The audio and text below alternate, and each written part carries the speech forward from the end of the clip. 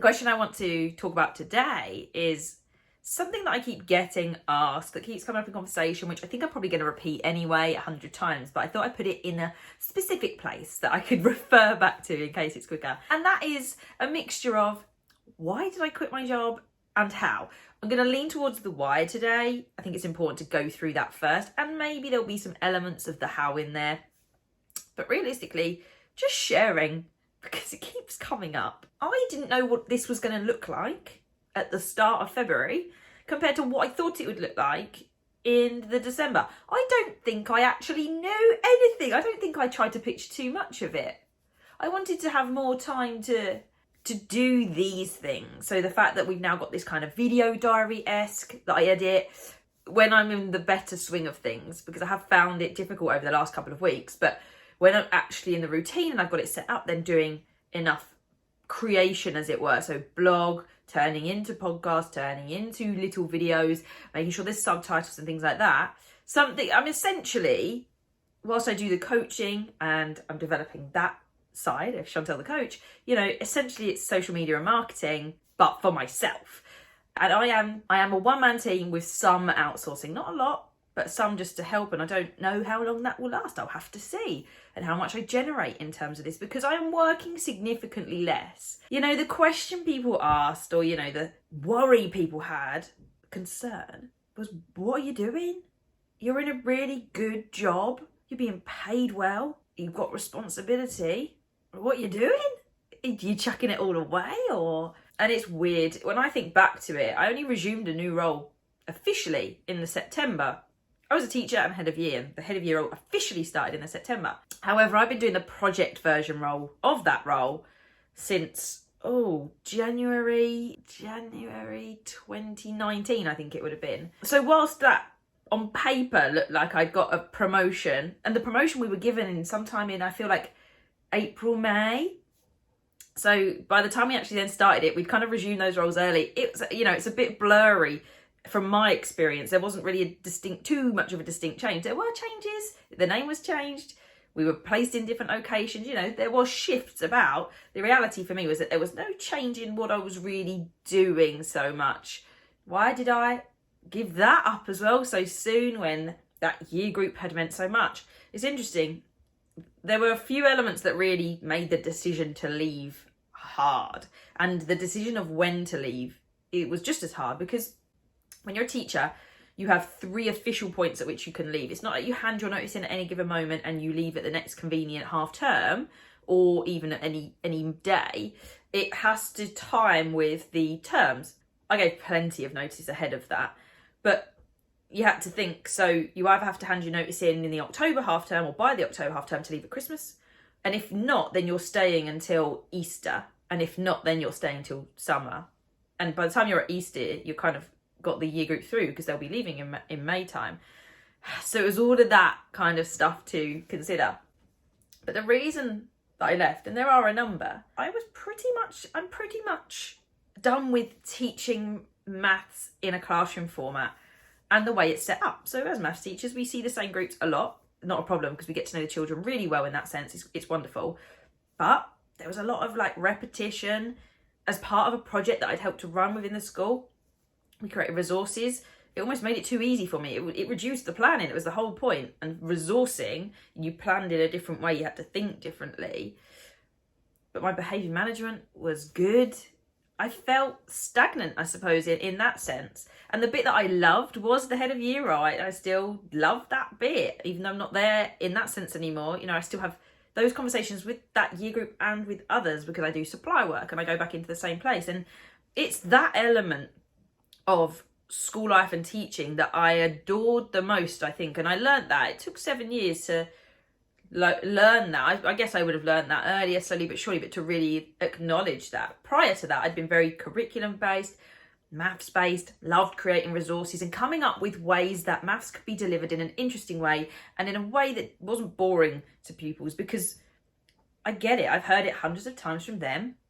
They don't have a good experience with it. They don't feel like very good. Their parents aren't great at it. I still advocate for all of that. But as I started to do this life coaching, and the whole point of when I started the life coaching, when I had my interview, it was, I have this role in teaching. I really want to get better at that. I think that coaching would be really useful to help develop that.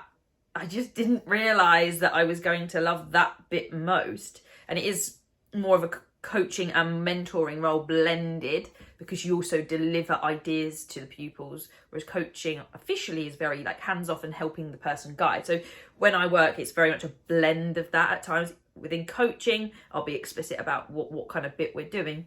But it was an element of that, and there wasn't any way to really do any more of that. There was a big chunk of teaching, direct teaching, which meant a lot of thinking about things, management, messages to parents evenings, all of the knock-on, and lots of meetings. I was involved in so many different things too, and that was my own fault. And I wanted to do some of the other stuff. So then it kind of comes around to, when I've been back in school, more so than I kind of thought I would be, but I don't mind, it's not a problem. One of the people spoke to me the other day. Oh, has the TikTok thing not worked out? I just thought, it's not as quick as that.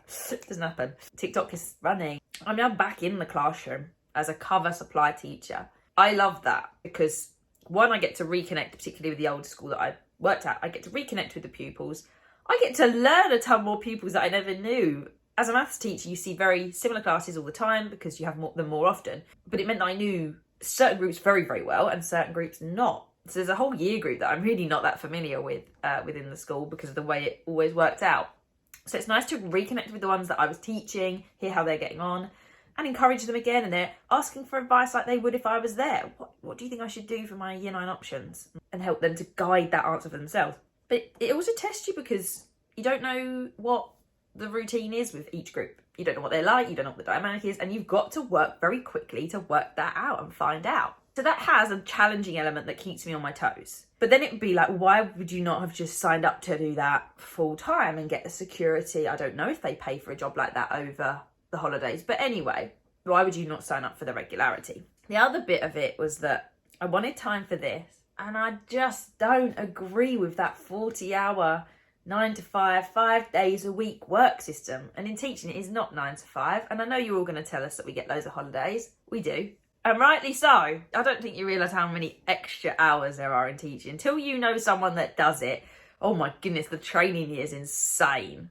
And it does get easier over time, but it is insane. I'm not going to sit here and make a big case for that. I just felt like I wanted something more flexible.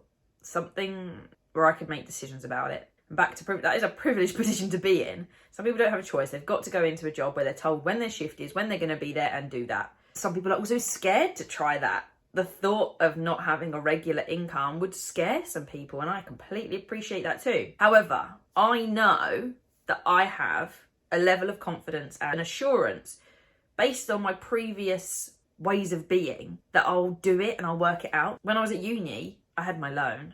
But I didn't get much help from my parents in terms of getting through that. I never asked. It never came up.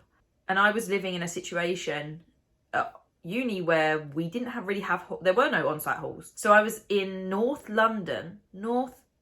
West London, and paying rent in houses with housemates.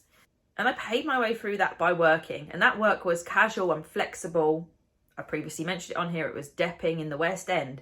You say yes or no if you're available and they've got the work. And through that experience, I learned about managing, being on different PAYE systems, how to invoice, managing self-assessment and taxes. And so I know how to do that this time. I know I need to keep an eye on absolutely every single piece of money that comes in so that I can appropriately track all of the different tax that I need to pay. Being on PAYE means I'm going to be paying some tax somewhere. Might mean later that I'm owed some back because I'll overpay if the tax codes aren't correct and things like that. I've got the confidence of that. I've done all kinds of jobs in my time, and I think that excites me again. So for example, holidays are going to be harder to generate money through supply because there's not any. So I've got to either look at going back to depping if the theatres are up and running. That's fine, I could do that. I could look at summer schools, should they be running, although my summer this year it's not really that free. It's built upon being my holiday because initially when I started the school year, I didn't know I was going to be doing this. So there are things in there and some stuff delayed from 2020, would you believe, that are this year. So it's not my best time. I've got to have that in my mind and account for that a little bit. But also, I looked into the idea of going out to do like a PGL peak season for skiing, so that you helped in the half-term and Easter holidays. You don't get paid an awful amount for it, but it has the kind of things where your accommodation, transfers, ski pass, and that kind of thing are paid for, and you get a little payment on top. So whilst I wouldn't be earning quite as much as I need each week, if you knew you had some money coming in, then you could counter that later. And the fact that you then get to do that kind of stuff, because I will miss that element of like school trips. I loved those because again, it was another way to get to know pupils in a different way and motivate and inspire them in another way than just being in the classroom. It was great, and I'd always, it didn't bother me to give up holidays for that. So there's things I'm gonna miss. I don't get sick pay. I don't get paid in the holidays. I have to work it out. You can't just say no all the time. I mean, you can, but you won't have the money. The other thing that I'm doing is multiple income streams. It's not fully set up yet, but you know, being on different schools, tutoring is my own self-employed, doing maths teaching.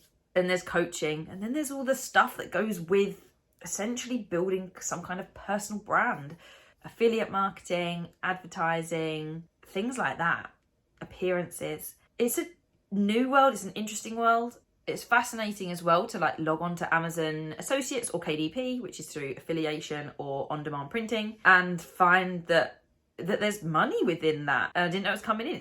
We're not talking loads. We're talking little bits here and there, but they add up. It's a bit like the TikTok Create Fund. It's very minimal and it will add up over time, but we're looking at like a £5 for the month. It's not all that without going mad. That's what I'm intrigued by. Over time, I'd like to think that I won't be doing so many hours in schools, but it's not, to me, that's not the end of the world, because I phrased it as I wanted to quit teaching. I wanted to quit the industry, as it were. The reality was I wanted to quit the system. I wanted to quit the system. I wanted to quit the 9 to 5, and I wanted more choice back. And I might want to go back someday, because it wasn't like a horrendous 7 years. I just had enough of it by the end. Maybe I'll go back, or maybe it will suit me to if I decide that I do want a family. Let's not talk about that right now. One day, because I don't know. I love going to the gym. I love having flexibility. My goodness, do I need to have to put more effort into my friendships to make sure that I stay alive? But that's why. In a 15-minute nutshell, it's scary. No, it's not. I said that because I felt like I should say it. It's not that scary because I have options. This isn't what I thought it was going to look like, but then I didn't know what it was going to look like. And it fluctuated. I've had a little bit of work, then I've had a lot of work. Things are getting set up. I'm a bit scared that people are going to want me too much for supply, and I'm a bit scared about that. Because of back to the video I made the other day, wasn't it, a few weeks ago, where I had to say no. But also just, setting the expectations of I only want to be doing 2-3 days a week max. I kind of need 2-3. It depends where I am, depends on if it's 2-3. And yeah, you don't know what people are expecting, so you have to communicate that. Oh, look at the body language change at the thought of it. That's why I quit my job. Because I didn't want to be prescribed the time that I worked, and I wanted to start mixing it up a bit more. That is it in a sentence. Who knows what we're going to talk about next time. If you want anything answered, then drop it in the comments. Otherwise, I hope you've enjoyed this little insight, and I will see you next week.